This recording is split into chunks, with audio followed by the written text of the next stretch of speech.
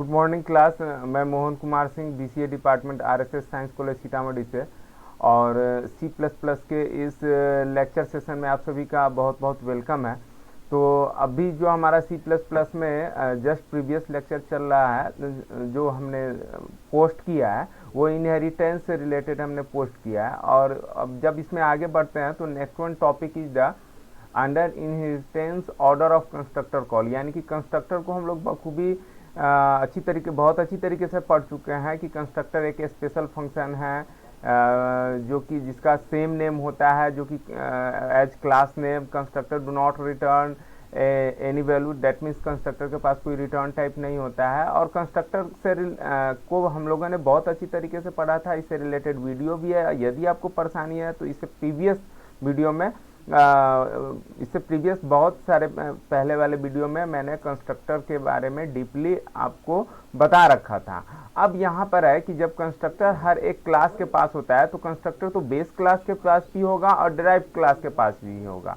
तो अब हमें पढ़ना है कि जब भी हम डिराइव्ड क्लास के ऑब्जेक्ट क्रिएट करते हैं तो क्या बेस क्लास का कंस्ट्रक्टर कॉल होगा या नहीं होगा, और होगा तो उसका ऑर्डर क्या होगा, पहले बेस होगा या पहले डिराइव्ड होगा। क्योंकि ऑब्जेक्ट इनहेरिटेंस में तो हम लोग ऑब्जेक्ट बनाते हैं डिराइव्ड का, तो इन दैट सिचुएशन पहले डिराइव्ड का कॉल होना चाहिए ऐसे देखा जाए तो चलिए इसके ऊपर हम लोग फोकस डालते हैं कि ये एक्चुअल में होता कैसे है। कहता है कि base class constructor are always called, sorry एक सेकेंड के लिए मैं थोड़ा वीडियो पॉज करूंगा।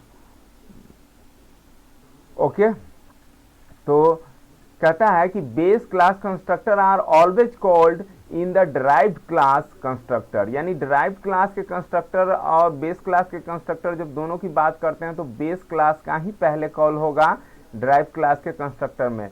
When ever we create derived class object first the base class default constructor is executed, यानी जब भी हम डिराइव्ड क्लास का ऑब्जेक्ट बनाते हैं तो बेस का डिफॉल्ट पहले कॉल होता है and then the derived class constructor finishes execution, और तब जो है लास्ट में डिराइव्ड क्लास का कॉल होता है। अब पॉइंट टू बी रिमेंबर, इसमें कुछ पॉइंट देना है। कहता है कि when ever derived class default constructor और पैरामीटराइज कंस्ट्रक्टर, यहाँ पे कंस्ट्रक्टर होगा, is called base class default constructor is always called inside them. बात को समझिए, कहता है कि डिराइव्ड का आप नॉर्मल ऑब्जेक्ट बनाइए, कंस्ट्रक्टर कॉल कैसे होता है, तो जब भी हम किसी क्लास का ऑब्जेक्ट बनाते हैं तो कंस्ट्रक्टर कॉल होता है। तो यहाँ पर मैटर यह है कि जब भी हम डिराइव्ड का नॉर्मल ऑब्जेक्ट बनाए या पैरामीटराइज ऑब्जेक्ट बनाए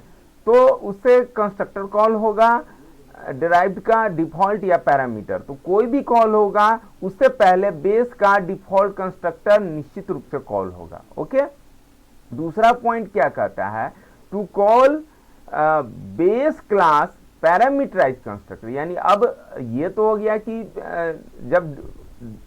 जब हम डिराइव्ड का पैरामीटराइज भी ऑब्जेक्ट बनाते हैं तो बेस का डिफॉल्ट कंस्ट्रक्टर ही कॉल होगा, लेकिन पहले डिफॉल्ट कंस्ट्रक्टर बेस का कॉल होगा तब डिराइव्ड का पैरामीटराइज या डिफॉल्ट जो भी हमने कॉल करा है वो कॉल होगा।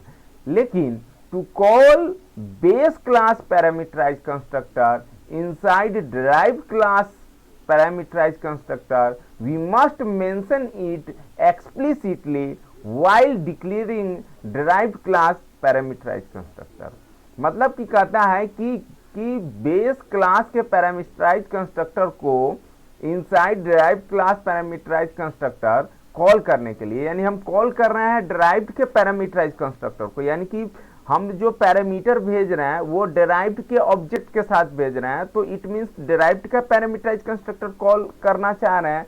लेकिन उसके साथ साथ यदि हम बेस के भी पैरामीटराइज कंस्ट्रक्टर को यदि कॉल करना चाह रहे हैं तो इन दैट सिचुएशन हमें एक्सप्लिसिटली मेंशन करना पड़ता है और डिक्लेयर करना पड़ता है डिराइव्ड क्लास पैरामीटराइज के अंदर बेस क्लास के पैरामीटराइज कंस्ट्रक्टर को। तो यहाँ पर एक्सप्लिसिटली का मतलब क्या है, देखिए इम्प्लिसिटली और एक्सप्लिसिटली दोनों एक दूसरे का जो है अपोजिट वर्ड है। इम्प्लिसिटली का मतलब होता है अपने आप, जैसे ये ऊपर वाला ऑपरेशन जो है ये इम्प्लिसिटली हो रहा है, ये वाला ऑपरेशन इम्प्लिसिटली हो रहा है कि हम बेस का बेस का नहीं, डिराइव्ड का डिफॉल्ट कॉल करे या पैरामीटराइज कॉल करे, बेस का डिफॉल्ट तो कॉल होगा ही होगा। This is the implicitly work या ऑपरेशन। लेकिन यहां पर एक्सप्लिसिटली यानी कि बेस के पैरामीटराइज कंस्ट्रक्टर को डिराइव्ड के पैरामीटराइज कंस्ट्रक्टर के साथ कॉल करने के लिए हमें एक्सप्लिसिटली डिफाइन करना पड़ता है। तो चलिए फर्दर हम लोग प्रोग्राम देखते हैं और उस प्रोग्राम में हम लोग देखेंगे कि कैसे ये दोनों वर्क हो रहा है, यानी कि ये दो सिचुएशन जो है किस तरीके से आ रहा है। तो सबसे पहला है base class default constructor in derived class constructor, यानी आज अभी जो अब मैं ये लेक्चर जब आगे बढ़ने वाला है तो ये केस फर्स्ट है इम्प्लिसिटली का, उसी को केवल आज देखेंगे, और जो ये सेकेंड केस है इसको नेक्स्ट लेक्चर, इसके बाद जो हमारा लेक्चर होगा उसमें हम लोग स्टडी करेंगे। तो कहता है topic base class default constructor in derived class constructor, यानी डिराइव्ड क्लास के कंस्ट्रक्टर में बेस क्लास का डिफॉल्ट कंस्ट्रक्टर। यहाँ पर देखिए एक बेस नाम का हमारा क्लास है, आप देख रहे होइएगा। अब इस क्लास में देखिए क्या है कि यहाँ पर इसका एक कंस्ट्रक्टर है और क्लास का नाम भी बेस, फंक्शन का नाम भी बेस, तो और कोई भी रिटर्न टाइप नहीं, तो ये कंस्ट्रक्टर इसमें लिखा हुआ है बेस डिफॉल्ट कंस्ट्रक्टर, ओके। और इसके पास एक एक्स नाम का वेरिएबल है ना। अब फिर एक दूसरा क्लास हमारा है डिराइव्ड क्लास, ओके।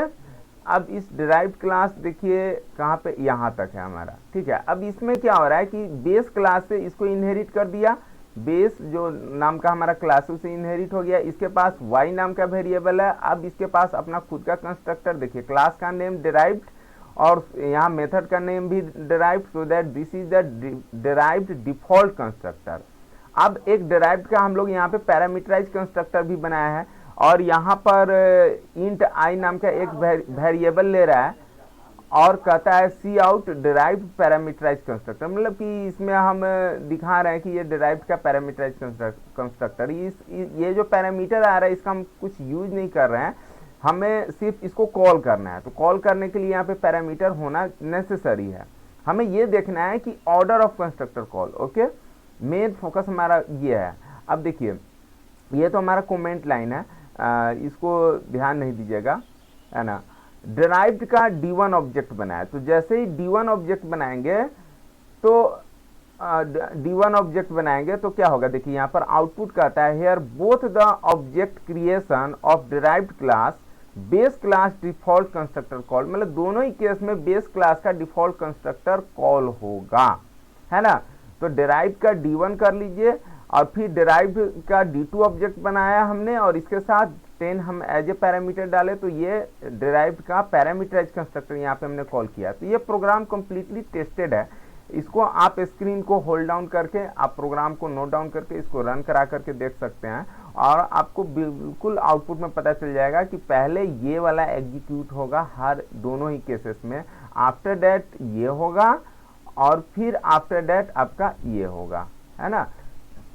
चलिए, तो आपने मेरा वीडियो देखा, इसके लिए बहुत बहुत धन्यवाद और उम्मीद करता हूं कि ये order of constructor order of constructor call in case of inheritance for default constructor आपको, और पैरामीटराइज कंस्ट्रक्टर में भी डिफॉल्ट कॉल होता है, ये आपको अच्छी तरीके से समझ में आ गया होगा। चलिए यहीं पे मैं अपना वीडियो एंड करता हूँ।